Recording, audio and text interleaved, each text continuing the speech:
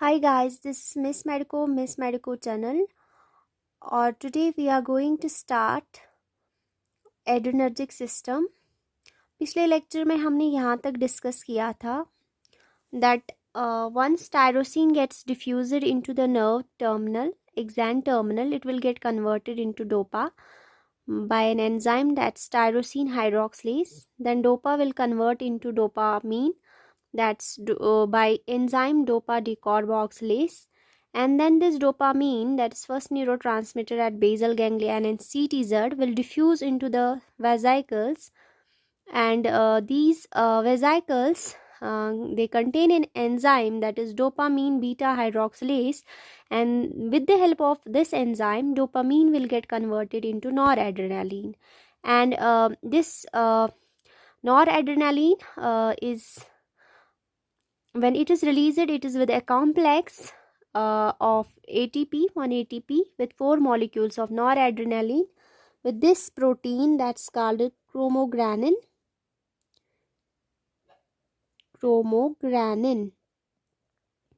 ये इसके साथ रहता है, and some noradrenaline will enter into the cytoplasm, exoplasm of the nerve terminal and get methylated to form the adrenaline. यहाँ तक हमने डिस्कस किया था. अब जो अभी हम लोग डिस्कस करने जा रहे हैं वो है रिलीज, कि इस जो ये कैटेकोलामाइन है, ये हमारे जो न्यूरोट्रांसमीटर्स नॉरएड्रेनालिन, एड्रेनालिन हो जो है, ये कैसे रिलीज़ होते हैं, यानी हमारे जो कैटेकोलामाइन्स है वो कैसे रिलीज़ होते हैं. तो रिलीज़ कैसे होते हैं हमारे कैटेकोलामाइन्स, अभी का हमारा टॉपिक यही है कि ये रिलीज़ कैसे होते हैं. वंस नर्व इम्पल्स जो है रीच करता है इस एक्सैन टर्मिनल को, तो वहाँ पे जो है एक प्रोसेस होती है जिसको हम लोग बोलते हैं एक्सोसाइटोसिस, जिससे कि ये जो वेसिकल है ये बिल्कुल मेम्ब्रेन को टच करता है, और by the process of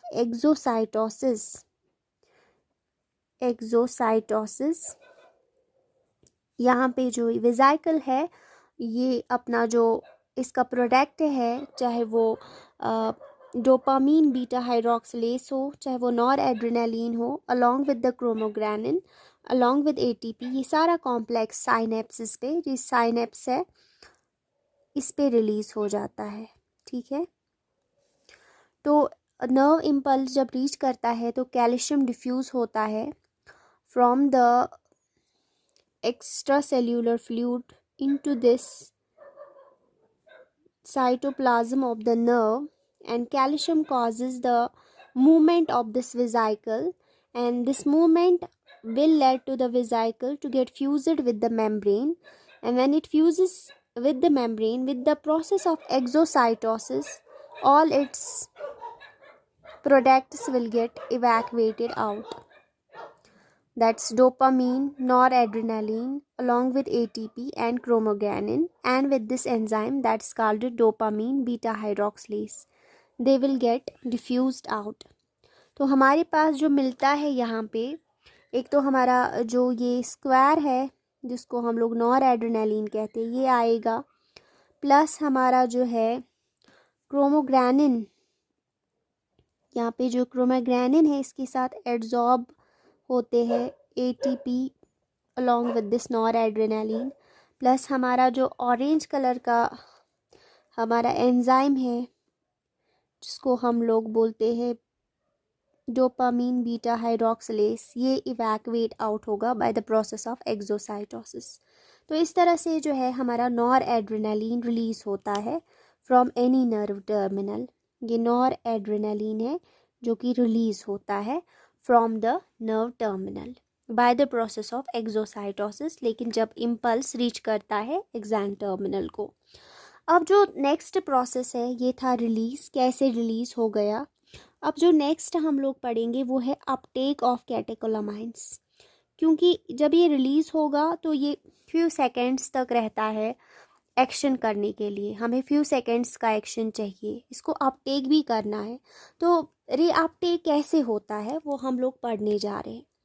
reuptake जो है इसके लिए दो प्रोसेसेस होते हैं. एक तो एक्सैन्स में अपटेक वापस होता है, या एक्सैनल अपटेक जिसको बोलेंगे वो होता है। दूसरा होता है वेसिकुलर अपटेक, वेसिकल में वापस जाएगा नॉर एड्रेनालिन, उसको हम लोग बोलते हैं वेसिकुलर अपटेक। तो चलिए हम लोग पहले एक्सैनल अपटेक देखेंगे कैसे होता है। एंड ये एक्सैनल अपटेक, वी दोनों प्रोसेसेस वेसिकुलर अपटेक और एक्सैनल अपटेक, ये बहुत एफिशिएंट मैकेनिज्म है by which nor adrenaline is reverted back into the cytoplasm and into the vesicles. This is a very efficient mechanism by which about 75 to 80% of released noradrenaline is reverted back actually into this vesicle and into the synapse, the cytoplasm of nerve. तो अब 75 to 80% of nor adrenaline revert back होता है। तो revert back जो है वो दो process से होता है। पहले एक्सैन अपटेक करता है इस नॉर एड्रेनालिन को, फिर वेसिकल्स में जाता है दूसरे मैकेनिज्म से। पहले हम देखेंगे एक्सैन अपटेक कैसे होता है। तो एक्सैन अपटेक जो है इसके लिए स्पेशल पंप्स होते हैं at the neuronal membrane. Neuronal membrane पे स्पेशल पंप्स होते हैं, तो वो पंप्स मैं बना रही हूँ यहाँ पे। ये पंप्स जो है लगे होते हैं न्यूरोनल मेम्ब्रेन पे, ऐसे पंप्स लगे होते हैं। ये न्यूरोनल मेम्ब्रेन पे यानी नर्व के मेम्ब्रेन पे, पोस्ट गैंग्लियोनिक एड्रेनर्जिक नर्व पे ये जो पंप्स लगे होते हैं इनको हम लोग एक्टिव अमाइन पंप्स बोलते हैं। एक्टिव अमाइन, क्योंकि कैटेकोलामाइंस को मोनोअमाइंस भी बोलते हैं, ठीक है। कैटेकोलामाइंस यानी नॉर एड्रेनालिन, एड्रेनालिन, डोपामिन, इनको हम कैटेकोलामाइंस और मोनोअमाइंस भी बोलते हैं क्योंकि इनमें सिंगल अमाइन ग्रुप पाया जाता है, इसलिए इन पंप्स को एक्टिव अमाइन पंप्स भी बोलते हैं। या इनका दूसरा नाम नेट है, NET, यानी नॉर एड्रेनालिन ट्रांसपोर्टर, क्योंकि ये एड्रेनालिन को अंदर ले जाता है। नॉर एड्रेनालिन जो कि इवैक्यूएट होता है, रिलीज होता है एट द साइनेप्स, इसको back into cytoplasm of the nerve जो है वो ले जाता है हमारा नेट यानी nor adrenaline transporter. And coupled with sodium, along with sodium, sodium भी अंदर जाता है इसके साथ, अलॉन्ग विथ सोडियम।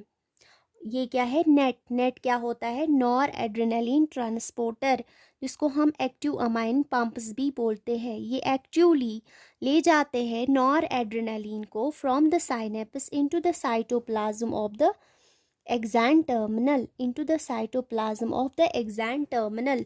यहाँ पे सोडियम को भी ले जाते हैं and positive ion along with this noradrenaline, ये अंदर चला जाता है by this active amine pumps, by the active amine pumps। इसको हम अपटेक फर्स्ट भी बोलते हैं, यानी फर्स्ट अपटेक जो होता है नॉर एड्रेनालिन का वो हमें होता है एक्टिव अमाइन पंप से, जिन्हें हम नॉर एड्रेनालिन ट्रांसपोर्ट भी बोलते हैं, ठीक है।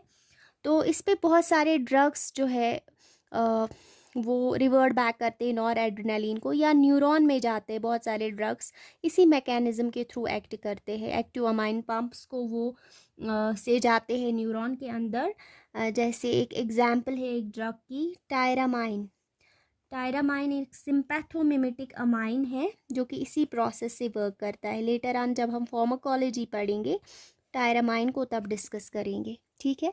तो we have axonal uptake, and axonal uptake is by the help of net. What is net? It is a transporter, noradrenaline transporter, or these are the pumps which are active amine pumps, and they take the noradrenaline along with sodium into the cytoplasm of the nerve, ठीक है।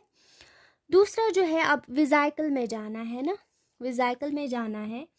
75% to 90% जो है released nor adrenaline revert back होता है into the cytoplasm of the neuron. हाँ, एक बात याद आ गई, ये पंप जो है ना, एक्टिव अमाइन पंप या नेट जो है, इसको इनहिबिट करता है। ये इनहिबिट हो सकता है, इनहिबिट कर सकता है इस पंप को यानी कि नॉर एड्रेनलिन रिवर्ट बैक नहीं हो सकता, एक ऐसा ड्रग जिसको हम लोग कोकेन बोलते हैं। कोकेन इस अपटेक को इनहिबिट करता है, इस पंप को इनहिबिट करता है कोकेन, ठीक है, एक ड्रग है कोकेन जो इस अपटेक को इनहिबिट करता है। अब सवाल रहा कि वेजाइक्यूलर अपटेक जो है दूसरा, यानी वेजाइकल में नॉर एड्रेनलिन कैसे जाता है, वो भी सर्टन पंप से होता है। फर्स्ट ऑफ ऑल हम लोग एक वेजाइकल को बनाएंगे यहाँ पे, वेजाइकल, और ये साइटोप्लाज्म है, ठीक है। अभी साइटोप्लाज्म में आ गया हमारा नॉर एड्रेनलिन, तो इसको जाना है नॉर एड्रेनलिन को वापस वेजाइकल्स में, ठीक है। तो इसके लिए जो है हमारे वी मैट्स लगे होते हैं, हमारे कुछ स्पेशल पंप्स लगे होते हैं, स्पेशल ट्रांसपोर्टर लगा होता है यहाँ पे वेजाइक्यूलर मेम्ब्रेन पे। वेजाइक्यूलर मेम्ब्रेन पे नॉर एड्रेनलिन के लिए एक ट्रांसपोर्ट होता है जिसको हम लोग वी मैट बोलते हैं। What is VMAT? VMAT is nothing but it is the vesicular monoamine transport. Vesicular, क्योंकि ये वेजाइकल पे होता है इसीलिए वेजाइक्यूलर, मोनोअमाइन है क्योंकि मोनोअमाइन कैटेकोलामाइंस को मोनोअमाइंस भी बोलते हैं, इसी को ट्रांसपोर्ट करेगा ट्रांसपोर्टर। वेजाइक्यूलर मोनोअमाइन ट्रांसपोर्टर VMAT2 जो होता है वो हमारे वेजाइकल के मेम्ब्रेन पे लगा होता है। VMAT2 जो है ये वेजाइकल के मेम्ब्रेन पे लगा होता है और ये नॉर एड्रेनलिन को अंदर ले जाता है और प्रोटॉन को बाहर फेंकता है, ठीक है। प्रोटॉन को बाहर फेंकता है, एक्सचेंज करता है into the cytoplasm of the nerve, और इसके बदले में अंदर जाता है हमारा नॉर एड्रेनलिन, तो अंदर पहुंचता है, इस तरह से वापस रिवर्ट बैक होता है वेजाइकल में। ये मैं वेजाइकल को दिखाया है, ये वेजाइकल है, सॉरी, वेजिकल का मेम्ब्रेन है, वेजाइक्यूलर मेम्ब्रेन, और इस वेजाइक्यूलर मेम्ब्रेन पे एक ट्रांसपोर्टर होता है जिसको हम लोग वी मैट बोलते हैं। वी मैट यानी वेजाइक्यूलर मोनोअमाइन ट्रांसपोर्टर, और ये जो वी मैट होता है ये नॉर एड्रेनलिन को वेजाइकल के अंदर छोड़ता है और इन एक्सचेंज आता है अंदर से H+ आयन, प्रोटॉन बाहर आता है, और इस तरह से ये कॉन्स्टेंटली जो है ये लीक आउट भी कर सकता है और लीक इन भी कर सकता है, ये वी मैट वेजाइकल से इस नॉर एड्रेनलिन को, ठीक है। ये इतना समझ आया। अब हम लोग पढ़ेंगे इसके बाद, कभी कभार जो है एक्स्ट्रा न्यूरोनल अपटेक भी होता है नॉर एड्रेनलिन का मेनली।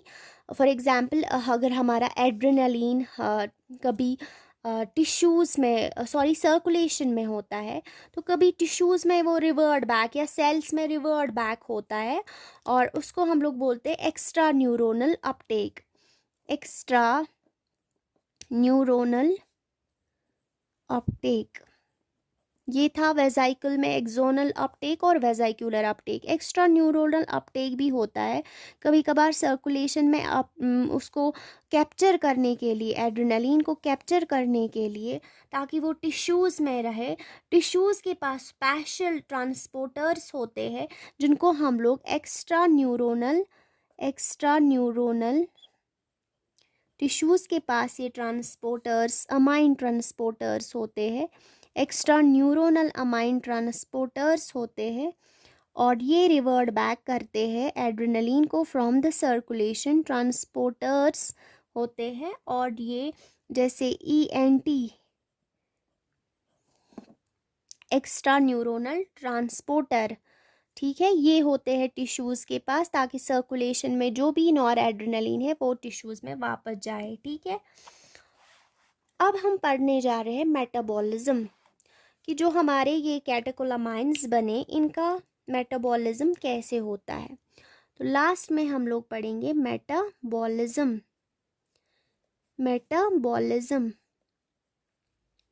ठीक है। मेटाबॉलिज्म जो है, सबसे पहले मेटाबॉलिज्म होता है जब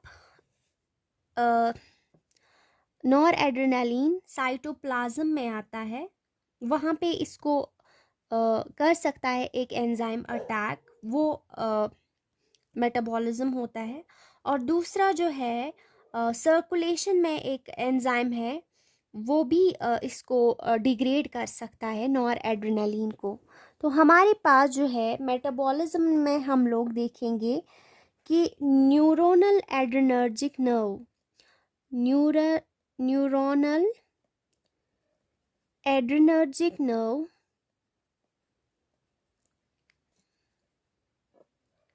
में कैसे होता है इसका डिग्रेडेशन, और फिर हम देखेंगे टिश्यूज़ में कैसे होता है, यानी सर्कुलेशन में इसका डिग्रेडेशन कैसे होता है। अगर हम न्यूरोनल एड्रेनर्जिक नर्व में देखेंगे तो यहाँ पे जो है नॉर एड्रेनलिन पे एक आफत आ जाती है। हमारा माइटोकॉन्ड्रिया जो है न्यूरोनल सेल में, माइटोकॉन्ड्रिया पे एक एंजाइम होता है और उस एंजाइम को हम लोग नाम देते हैं मोनो अमाइनो ऑक्सीडेज। ये एंजाइम जो है कट्टर होता है, कट्टर, ठीक है। और इस कट्टर का नाम है मोनो अमीनो ऑक्सीडेज।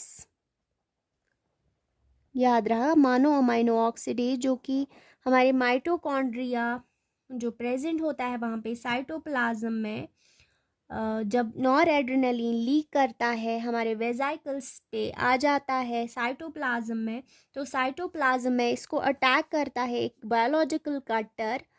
ऐसे इस पे एक्ट करता है एक बायोलॉजिकल कटर जो कि माइटोकॉन्ड्रिया पे होता है, और इस कटर को हम लोग मोनो अमाइनो ऑक्सीडेज बोलते हैं।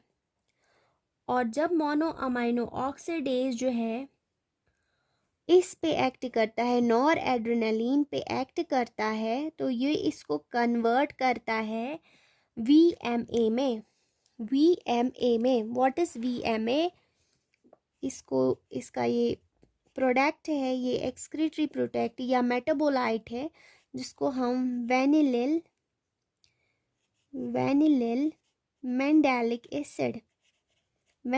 मैंडेलिक एसिड में कन्वर्ट करता है मोनो अमाइनो ऑक्सीडेज, जो कि नॉर एड्रेनलिन पे साइटोप्लाज्म ऑफ नर्व में एक्ट करता है। मोनो अमाइनो ऑक्सीडेज, जो कि कैटेकोलामाइंस को मोनो अमाइंस भी बोलते हैं, इस पे एक्ट करता है ये बायोलॉजिकल कट्टर।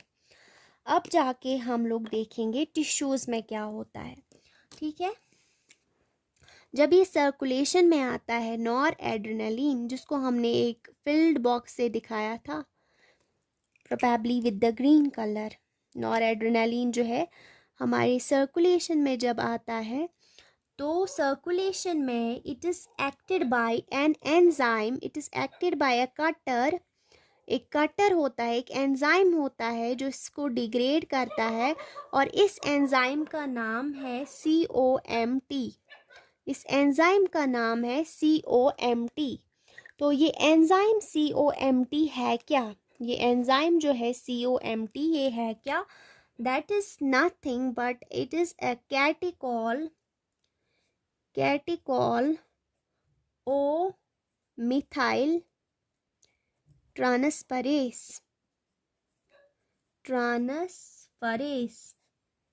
ये इस नॉर एड्रेनलिन पे एक्ट करता है और इसको भी कन्वर्ट करता है नॉर एड्रेनलिन को VMA में, और VMA जो है वो यूरिन के साथ एक्सक्रीट होता है।